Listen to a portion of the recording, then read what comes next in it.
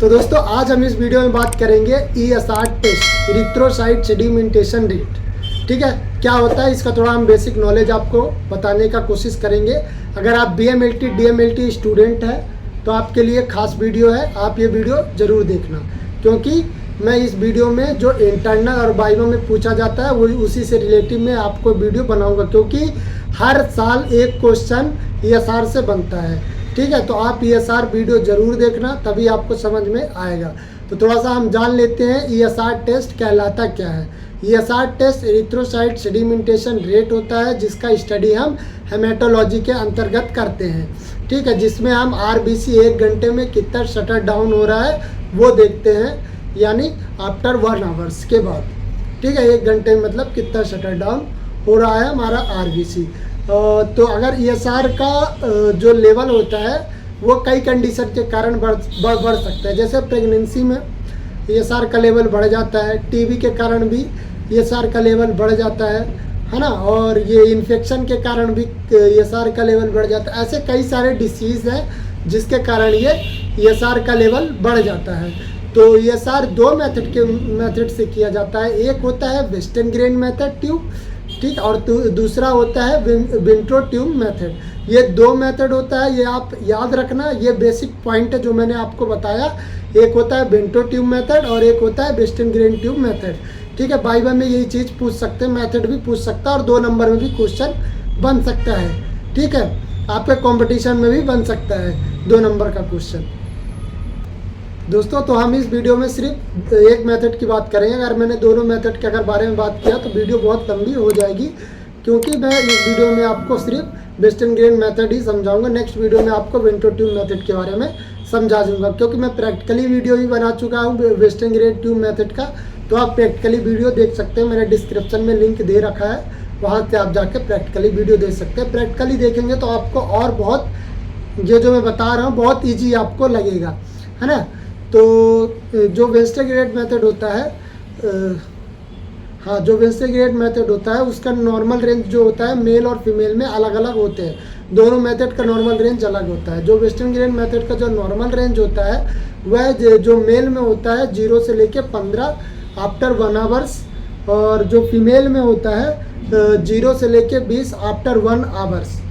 MM भी लगाना है, यूनिट जो इसका होता है MM आफ्टर 1 आवर्स। ठीक है, तो नॉर्मल रेंज भी 2 नंबर में कई बार पूछ देता है, तो आप ये भी पॉइंट को याद रखना है। ठीक है, फिर बात करते हैं इसका स्पेसिमेन के बारे में कि हमें इसमें स्पेसिमेन क्या ज़रूरत होता है। तो इसके लिए हमें स्पेसिमेन सोडियम साइट्रेट या फिर आप PDTA भी यूज़ कर सकते हो। अब बात ये आता है कि आप बायो में ये पूछते हैं कि सोडियम साइट्रेट ही सैंपल यूज़ क्यों करते हैं, हमें प्लेन सैंपल भी यूज़ क्यों नहीं कर सकते, हम रेड ऑयल में भी येलो ऑयल में क्यों यूज़ नहीं कर सकते, उसे क्यों यूज़ नहीं कर सकते, ऐसा कारण पूछते हैं। तो आप वहाँ पे ये जवाब दे सकते हैं कि जो सोडियम साइट्रेट होता है उसमें एंटीकोगुलेंट मिला होता है, जिससे हमारा ब्लड क्लॉट नहीं होता है। और दूसरी बात ये कि जो हमारे ब्लड में है ना, ब्लड में आयरन और कैल्शियम बाइंड करते हैं, जिसमें क्लॉटिंग जो क्लॉटिंग के प्रोसेस में इफ़ेक्ट करते हैं, जिससे हमारा ब्लड क्लॉट नहीं होता है। समझ गया ना क्या समझाया मैंने? बहुत ध्यान से सुनना, क्योंकि ये पॉइंट आपको वाइवा में अच्छे नंबर दिला सकते हैं, क्योंकि हर साल एक क्वेश्चन बनता है। आपको बेसिक चीज़ें तो पता होनी चाहिए, इतना तो आपको पता होना चाहिए। तो मैंने जैसे बताया कि आयरन और कैल्शियम बाइंड करते हैं, जिसमें ब्लड को क्लॉट होने से रोकते हैं, मतलब क्लॉट होने के प्रोसेस में इफ़ेक्ट डालते हैं, है ना, जिससे हमारा जो RBC होता है वह शटर डाउन होने लगता है। जब हमारा ब्लड क्लॉट नहीं होगा तो हमारा RBC शटर डाउन होने लगेगा, है ना। तो इसका प्रोसेस इसका मतलब यही होगा, है ना। तो जब ये हमने बात किया स्पेसिमेन का, अब रिक्वायरमेंट की बात करते हैं कि हमें जब ESR टेस्ट लगाएंगे तो रिक्वायरमेंट के लिए हमें क्या क्या ज़रूरत पड़ेगा। तो रिक्वायरमेंट्स के लिए हमें ESR ट्यूब की ज़रूरत पड़ेगा। ठीक है, थोड़ा सा हम ESR ट्यूब के स्टैंडर्ड के बारे में जान लेते हैं। जो ESR का लेंथ होता है वो होता है 200 mm का होता है। ठीक है, और जो डाईमीटर होता है वेस्टर्न ग्रेन ट्यूब का वो 2.5 mm होता है। ठीक है, ये डायमीटर हो गया। ये स्टैंडर्ड होता है किसका, western grain tube method, tube का। ठीक है, तो रिक्वायरमेंट में हमने ये 7 ट्यूब जान लिया और वेस्टर्न ग्रेड बल्ब देख लिया, बल्ब हो गया और स्टैंड हो गया, ये सारे स्टैंड हो गया। और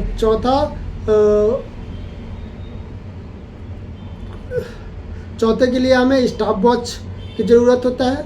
यह हमें सारी रिक्वायरमेंट के लिए ज़रूरत होता है, ये हमें पहले से रखना है। और ग्लव्स को आप हाथों में ग्लव्स पहन के लगाएं, क्योंकि आपको पता नहीं है कि पेशेंट को कौन सा बीमारी है, तो उसके लिए आप ग्लव्स अपना सेफ्टी पूरा प्रिकॉशन रखना है। ठीक है, अपने आप को पूरे तरह से सेफ्टी रखना है। ठीक है, अब बात करेंगे प्रोसेस का। पहला प्रोसेस इसका क्या होता है कि हमें EDTA जो सैंपल या फिर सोडियम साइट्रेट जो सैंपल है उसको अच्छे तरह से मिक्स करना है, या आप मिक्सर रोटेटर है तो आप उससे मिक्स कर सकते हैं। और जब तक केयरफुली जब मिक्स हो जाए तो हमें जो ESR ट्यूब होता है उसमें उसके ऊपर हमें बल्ब फंसाना है। बल्ब को थंब से हमको थोड़ा सा पुश करना है और हमें जो हमारा वेस्टर्न ग्रेड ट्यूब है हमें ब्लड के अंदर डिप करना है। जैसे हम ब्लड के अंदर डिप करेंगे और डिप करने के बाद हमें जो ये बल्ब को पुश किया है उसको धीरे धीरे ऐसे ऐसे छोड़ते जाएंगे। ठीक है, ऐसे ऐसे तो जो ब्लड होगा वो ट्यूब के अंदर सक होता जाएगा, है ना। फिर जैसे ही ब्लड आता है आपको केयरफुली ट्यूब को बाहर निकालना है और एक रबड़ होता है उसमें ट्यूब को रखना है। मतलब कि जैसे आप ये समझो, ये हमारे पास है, ये हमारे पास एक छोटा सा सपोज ये हमारे पास ये रबड़ है, तो ये हमने ऐसे इसको ऐसे पकड़ना है और ऐसे हमने रखा। ठीक, ये मतलब ज़मीन में रहेगा। ठीक है, ये ब्लैक वाला पार्ट ये ज़मीन में रहेगा।